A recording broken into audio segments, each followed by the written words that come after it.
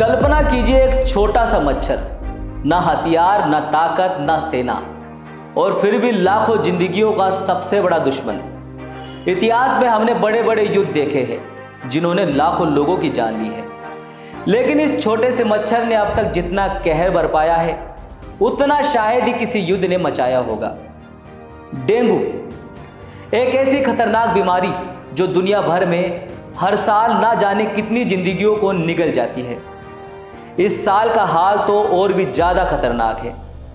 पिछले साल जहां 65 लाख लोग डेंगू का शिकार हुए थे, वही इस साल ये आंकड़ा अब दुगना होकर 1,27,00,000 तक पहुंच चुका है। भारत और दुनिया के कई अन्य देशों में डेंगू का प्रकोप तेजी से बढ़ा है और इसी साल पूरी दुनिया में 87,000 लोगों ने डेंगू के कारण अपनी जान गंवाई है। तो आखिर क्या है इस छोटे से मच्छर की ताकत? क्यों नहीं रुक पा रहे डेंगू का कहर, और हम इस खतरे से खुद को कैसे बचा सकते हैं? आइए इन सवालों के जवाब तलाशने की कोशिश करते हैं। नमस्कार, आप बिग बाय देखना शुरू कर चुके हैं और मैं हूं आपके साथ जावेद। डेंगू का जिक्र इतिहास में पहली बार 17वीं शताब्दी में हुआ, लेकिन इसको असल वैज्ञानिक पहचान 20वीं की सदी की शुरुआत में मिली। दूसरे विश्व युद्ध के बाद डेंगू ने महामारी का रूप ले लिया, खासकर दक्षिण पूर्वी एशिया और अन्य उष्ण कटिबंधीय देशों में, यानी ऐसे देश जहां पर तेज गर्मी और नमी हो। उस समय शहरीकरण और व्यापार में बढ़ोतरी के चलते मच्छरों का फैलाव तेजी से हुआ। आज डेंगू करीब 100 देशों में फैल चुका है। प्राचीन चीनी और जापानी चिकित्सा ग्रंथों में ऐसी बीमारियों का भी जिक्र है जिनमें बुखार, जोड़ों का दर्द और त्वचा पर लाल चकत्ते होते थे, जो लगभग डेंगू जैसे रोगों के लक्षण हैं। 1943 में पहली बार मच्छर जनित वायरस के रूप में इसे पहचाना जाने लगा। WHO के मुताबिक पिछले 50 सालों में डेंगू के मामलों में 30 गुना बढ़ोतरी हुई है। आखिर कैसे फैलता है डेंगू? आइए इसे समझते हैं। वैसे डेंगू एक वायरस है जो मुख्य रूप से 2 प्रकार के मच्छरों, एडिस इजिप्टी और एडिस एल्बोपिक्टस के काटने से फैलता है। ये मच्छर दिन के समय काटता है और साफ पानी में पनपता है। डेंगू वायरस के 4 प्रकार हैं: डेनवी फर्स्ट, डेनवी सेकंड, डेनवी थर्ड और डेनवी फोर्थ। इनमें से किसी एक प्रकार से संक्रमित व्यक्ति को अगर दूसरे प्रकार का वायरस से संक्रमण हो जाए तो उसे डेंगू हेमोरेजिक फीवर होने का खतरा बढ़ जाता है, और इस फीवर में इंटरनल ब्लीडिंग की समस्या हो जाती है और कई बार ऐसे मामलों में मौत भी हो जाती है। यह मामला जानलेवा हो सकता है। अब सवाल यह है कि अगर किसी व्यक्ति को डेंगू हो जाए तो उसे पता कैसे चलेगा?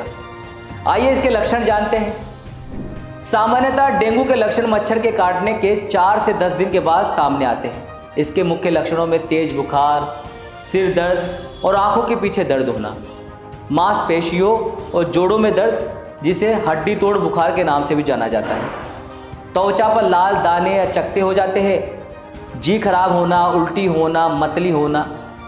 गंभीर मामलों में ये डेंगू, हमने पहले ही बताया था कि हेमोरेजिक फीवर में बदल सकता है, जिससे आंतरिक रक्त स्राव या शरीर के अंदर इंटरनल ब्लीडिंग होने लगती है।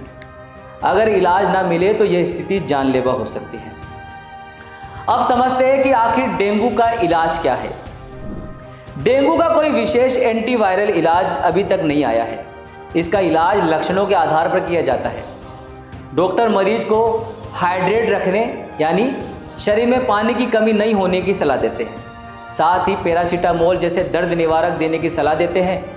पैरासीटामोल बुखार के लिए और दर्द निवारक दवा दर्द के लिए। डेंगू में एस्प्रिन जैसी दवाओं का सेवन नहीं करना चाहिए। एस्प्रिन बुखार की दवा है, लेकिन इसको इसलिए नहीं लेना चाहिए क्योंकि ये खून को पतला करती है, और खून पतला हो गया तो इंटरनल ब्लीडिंग का मामला बढ़ सकता है। गंभीर मामलों में अस्पताल में भर्ती किया जाता है और प्लेटलेट काउंट की निगरानी की जाती है। सामान्यतः स्वास्थ्य व्यक्ति के प्लेटलेट काउंट्स 1.5 लाख से 4.5 लाख UL होता है। इससे कम होने पर लक्षणों के आधार पर डॉक्टर इसे बढ़ाते हैं दवाइयों के माध्यम से या खुराक के माध्यम से, क्योंकि अगर 20,000 से 50,000 के बीच प्लेटलेट्स UL आ जाए तो ऐसे में ये गंभीर माना जाता है और इस स्तर पर आंतरिक रक्त स्राव का खतरा बढ़ जाता है। डेंगू वायरस मनुष्य के बोन मैरो को प्रभावित करता है, और यही बोन मैरो जो है प्लेटलेट्स को उत्पादित करता है, प्लेटलेट्स को बनाता है। डेंगू की वजह से बोन मेरो पर हमला होने से प्लेटलेट उत्पादन में कमी आ जाती है। इसके साथ ही वायरस के प्रभाव से प्लेटलेट्स का जीवन काल भी कम हो जाता है, जिससे वे जल्दी नष्ट होने लगते हैं। डेंगू वायरस से लड़ने के लिए शरीर की प्रतिरक्षा प्रणाली के कई रसायन जैसे कि साइटोकाइनस का उत्पादन करती रहती है। ये रसायन प्लेटलेट्स की टूटने की प्रक्रिया को तेज कर देते हैं। इस स्थिति को साइटोकाइन स्ट्रोम कहा जाता है, जिसमें प्लेटलेट्स की संख्या तेजी से घट जाती है। इसलिए डॉक्टर डेंगू के केस में प्लेटलेट्स का काफ़ी ध्यान रखते हैं।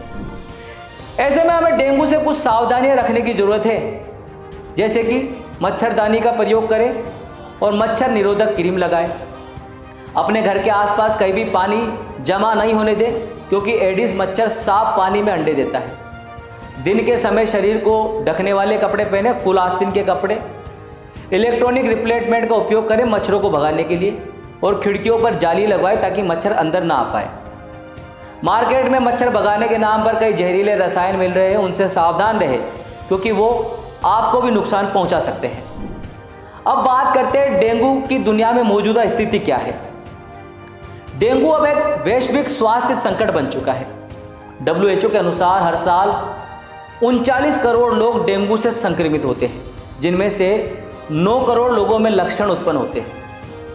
ये एशिया, अफ्रीका और दक्षिणी अमेरिका के उष्णकटिबंधीय देशों में अधिक प्रचलित है, यानी जिन देशों की हवा गर्म और नम हो। लेकिन हाल के वर्षों में इसका प्रसार उत्तरी अमेरिका और यूरोप तक भी देखा जा रहा है। वर्तमान में डेंगू की स्थिति की बात करें तो ये 2023 में भारत और दक्षिणी एशियाई देशों में डेंगू के मामले बड़ी तेजी से बढ़ रहे हैं। बारिश के मौसम और पानी के जमाव के कारण मच्छरों के पनपने के अवसर बढ़ जाते हैं, जिससे डेंगू के मामले तेजी से बढ़ रहे हैं। कई क्षेत्रों में अस्पतालों में बिस्तरों की कमी तक देखने को मिलती है। भारत में डेंगू की स्थिति और इसके आर्थिक प्रभाव की बात करें तो भारत में हर साल लाखों लोग डेंगू की चपेट में आते हैं। राष्ट्रीय मच्छर जनित रोग नियंत्रण कार्यक्रम यानी कि NBBDCP के अनुसार हर साल लगभग 1 लाख से 1.5 लाख लोग डेंगू के मामले दर्ज होते हैं, जिनमें से कई मामले रिपोर्ट ही नहीं होते हैं। डेंगू का सीधा असर स्वास्थ्य प्रणाली पर पड़ता है, क्योंकि इलाज के लिए अतिरिक्त स्वास्थ्य सेवाएं और स्टाफ की आवश्यकता होती है। डेंगू के कारण देश की तरक्की भी लगातार रुकती है और इससे भारी आर्थिक नुकसान देखने को मिलता है। इसके चलते लोगों को काम से छुट्टी लेनी पड़ती है, जिससे उत्पादकता में गिरावट होती है। इसके अलावा अस्पताल में भर्ती और इलाज का खर्च भी आर्थिक बोझ बढ़ाता है। WHO के अनुसार डेंगू का उपचार भारत के स्वास्थ्य बजट पर भारी प्रभाव डालता है, जिससे भारत को करोड़ों का नुकसान होता है। डेंगू भविष्य में भारत को भारी नुकसान पहुंचा रहा है।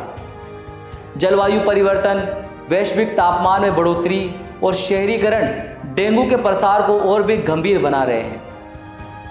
WHO ने चेतावनी दी है कि 2050 तक दुनिया की आधी आबादी डेंगू के खतरे में होगी। भारत जैसे उष्णकटिबंधीय देशों में डेंगू का प्रसार तेजी से हो रहा है।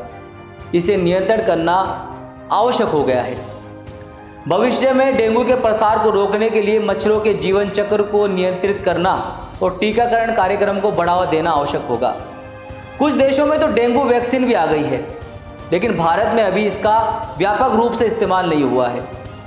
डेंगू की चुनौतियों से निपटने के लिए केवल सरकार ही नहीं बल्कि हर नागरिक को जागरूक और सतर्क रहना होगा। घर के आसपास पानी ना जमने दें, मच्छरदानी और मच्छर निरोधक चीज़ों का इस्तेमाल करें और बुखार के लक्षण महसूस होते ही तुरंत डॉक्टर से संपर्क करें। डेंगू की जानकारी और जागरूकता ही इसे नियंत्रित करने का सबसे सटीक तरीका है। तो फिलहाल हमारी इस खास रिपोर्ट में सिर्फ इतना ही। ऐसी ही जानकारी के लिए आप देखते रहिए बिग वाई। नमस्कार।